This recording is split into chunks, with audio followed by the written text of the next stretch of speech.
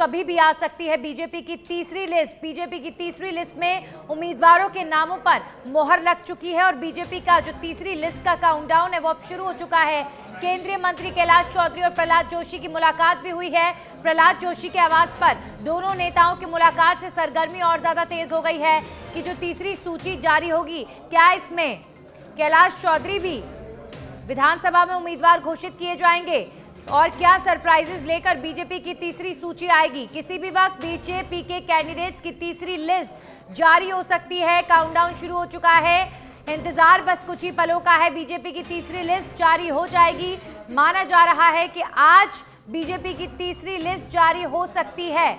और इसी बीच जानकारी आ रही है, केंद्रीय मंत्री कैलाश चौधरी और बीजेपी के चुनाव प्रभारी प्रहलाद जोशी की दिल्ली में मुलाकात हुई है। प्रहलाद जोशी के आवास पर दोनों नेताओं की मुलाकात हुई है। आपको बता दें, बीजेपी की तीसरी सूची को मोहर सीईसी की बैठक में लगाई जा चुकी है। कल शाम को बीजेपी की सीईसी की बैठक हुई थी जिसमें तीसरी सूची के तमाम नामों पर मोहर लगाई जा चुकी है। अब सिर्फ अनाउंस होना बाकी है। बीजेपी की तीसरी सूची किसी भी वक्त जारी हो सकती है। इस वक्त की बड़ी जानकारी आपको हम दे दें, बीजेपी की तीसरी सूची को लेकर इंतजार बस कुछ ही पलों का है और कुछ ही पलों में इंतजार खत्म हो जाएगा। किसी भी वक्त आज बीजेपी की तीसरी सूची कैंडिडेट्स की जारी हो सकती है। इस वक्त की बड़ी जानकारी। तो बीजेपी की तीसरी लिस्ट को लेकर काउंटडाउन शुरू हो चुका है। वही दूसरी तरफ कैलाश चौधरी जो केंद्र में मंत्री हैं, उनकी मुलाकात चुनाव प्रभारी प्रहलाद जोशी से हुई है। ऐसे कयास लगाए जा रहे हैं कि तमाम सांसदों को विधानसभा चुनाव में उतारा जाएगा। इसमें कैलाश चौधरी भी एक हो सकते हैं। हमारे सहयोगी राजीव जुड़ गए इस खबर पर ज्यादा जानकारी के साथ। राजीव, तीसरी सूची को लेकर सरगर्मी तेज है और इसी बीच खबर आ रही है कि केंद्रीय मंत्री कैलाश चौधरी और प्रहलाद जोशी की मुलाकात हुई है। क्या मायने निकाले जाएं इस मुलाकात के? बिल्कुल, देखिए इस समय अगर तीसरी लिस्ट की बात की जाए तो तीसरी लिस्ट को लेकर के सरगर्मी तेज हो गई है। थोड़ी देर बाद तीसरी लिस्ट जारी हो जाएगी राजस्थान बीजेपी उम्मीदवारों की। इसमें 65 से अधिक उम्मीदवारों के नाम सामने आने की बात सामने आ रही है। साथ ही जो कैलाश चौधरी प्रहलाद जोशी के घर गए हैं, बताया जा रहा है कि कैलाश चौधरी का भी नाम, देखिए अगर सांसदों को चुनाव लड़ाने की जो बात सामने आ रही थी उसमें कैलाश चौधरी का भी नाम सामने आ रहा है। अब कितनी सच्चाई है थोड़ी देर पता चल जाएगा। लेकिन कल सीईसी की बैठक के बाद कैलाश चौधरी ने एक ट्वीट किया था जिसके बाद से उनके नाम पे और तेजी से जो है सरगर्मी से चर्चा होने लगी कि कहीं ना कहीं जो मार्गदर्शन वाली बात कैलाश चौधरी कर रहे हैं, विधानसभा में चुनाव लड़ने को अच्छा मार्गदर्शन प्राप्त हुआ है, तो एक सकारात्मक उन्होंने अपने तरफ से इशारा किया है।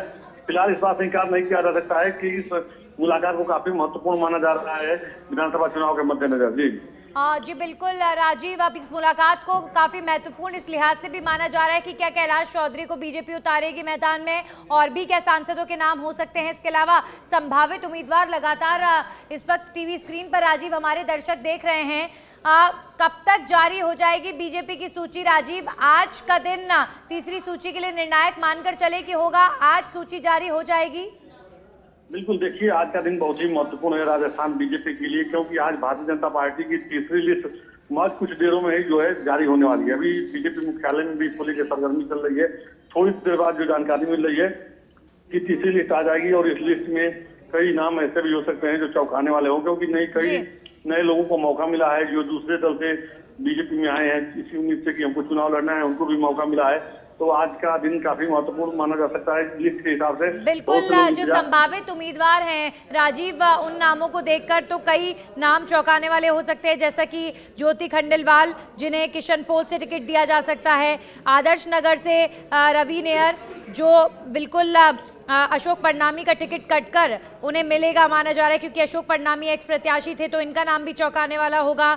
इसके अलावा और भी कई सारे नाम हैं, जैसे खंडेला से सुभाष मील हैं जो अभी अभी बीजेपी में आए और कांग्रेस पार्टी से उन्होंने ज्वाइन किया, तो उनको भी टिकट मिल सकता है।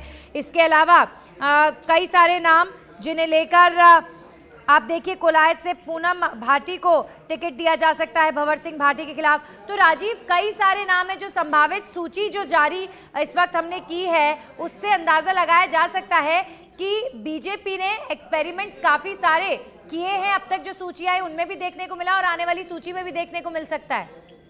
बिल्कुल बिल्कुल सही कहा आपने। देखिए, सबसे बड़ी बात यह है कि जो दूसरे दल के जो नेता भारतीय जनता पार्टी ज्वाइन कर रहे हैं इस समय, वो इसी शर्त पे आ रहे हैं बीजेपी में कि उनको चुनाव लड़ाया जाए, उनको टिकट दिया जाए।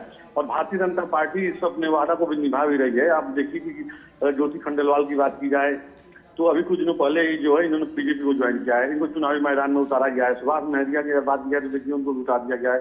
और तमाम ऐसे नेता हैं जो अभी भी बीजेपी नेताओं के संपर्क में हैं और उनको इसी सब पे जो है पार्टी में वो आना है। तो कुछ बातें अभी बन नहीं पा रही हैं।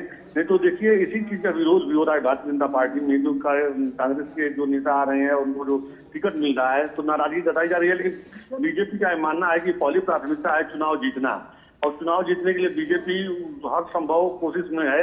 चाहे वो एक दिन पहले पार्टी को ज्वाइन किया हो या पुराना नेता हो, उनको चुनावी मैदान में उतारा जाएगा अगर वो पार्टी को जीत दिला सकते हैं तो।